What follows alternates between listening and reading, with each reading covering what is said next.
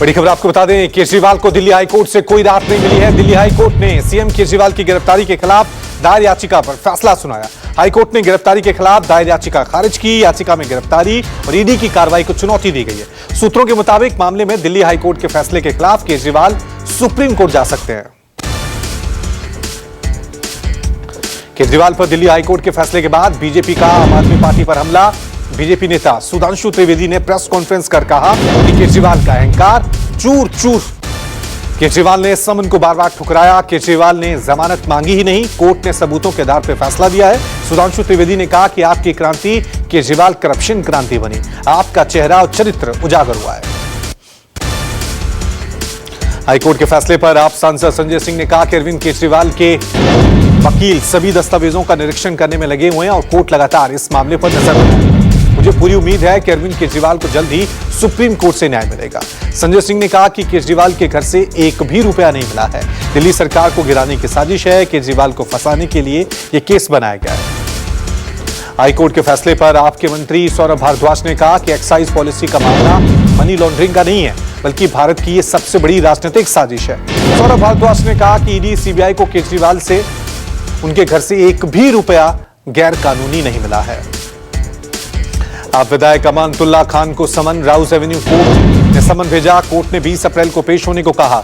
Delhi Waqf board मामले में यह समन भेजा गया है। ईडी ने कोर्ट से शिकायत की थी। ईडी के समन पर पेश नहीं हुए अमानतुल्लाह खान। महाविकास आघाड़ी में सीट शेयरिंग का फॉर्मूला तय हो गया है। उद्धव ठाकरे की पार्टी 20 सीटों पर चुनाव लड़ेगी, कांग्रेस 17 सीटों पर, जबकि शरद पवार की एनसीपी 10 सीटों पर चुनाव लड़ेगी। जिन सीटों पर पेच फंसा था उस पर कांग्रेस को समझौता करना पड़ा है। भिवंडी और सतारा की सीट शरद पवार की एनसीपी को मिली है। सांगली और दक्षिण मध्य मुंबई उद्धव ठाकरे की शिवसेना को मिली है। लोकसभा चुनाव के लिए प्रधानमंत्री मोदी चुनाव प्रचार में पूरी ताकत झोंक रहे हैं। पीएम मोदी ने चेन्नई में एनडीए उम्मीदवार के लिए रोड शो किया। पीएम मोदी 2 दिवसीय दक्षिण दौरे पर चेन्नई पहुंचे। पीएम के रोड शो में भारी भीड़ देखने को मिली।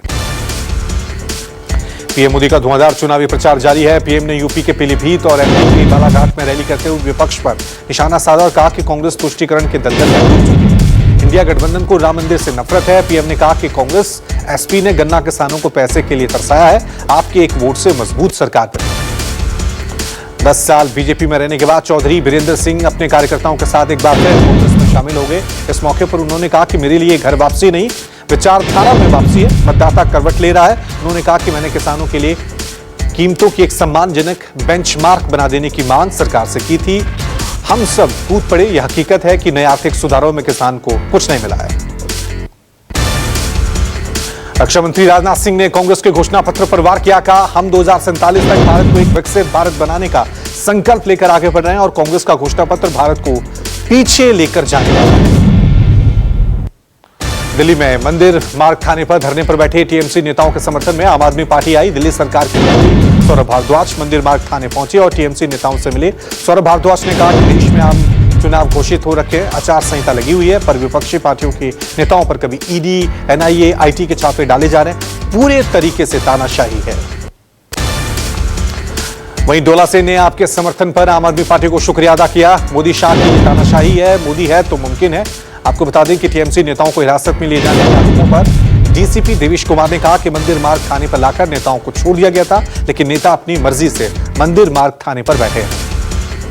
बीजेपी पर कांग्रेस का हमला। बीजेपी के 400 पार नारे पर जयराम रमेश ने तंज कहा। 2017 के गुजरात चुनाव में बीजेपी का नारा था 150 पार सीटें बीजेपी हासिल हुई है। जयराम रमेश ने कहा कि साल 2018 के छत्तीसगढ़ चुनाव में बीजेपी का नारा था 50 पार सीटें मिली थी 15। 2019 के झारखंड विधानसभा चुनाव में नारा था 65 पार।